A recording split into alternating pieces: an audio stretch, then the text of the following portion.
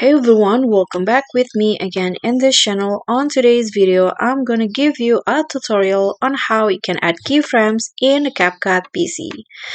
So if you are new to the CapCut PC and you are wondering where is the keyframes on a CapCut PC, so here I'm going to show you. So first I'm going to click on clip, and here on the right panel in here, if you found like a diamond shape icon, so that means this settings here can be used with keyframes. So this is the where the keyframe is.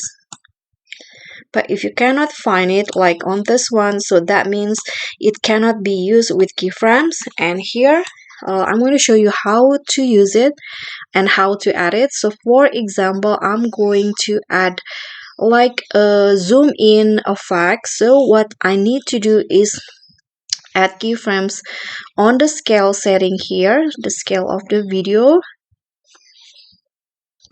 Okay, then I'm going to go to the middle part of the video, for example like here, and I'm going to add another keyframe. Click on this diamond shape button and make the scale bigger to have the zoom in effect, and you can also use this. Okay, so let's see the result.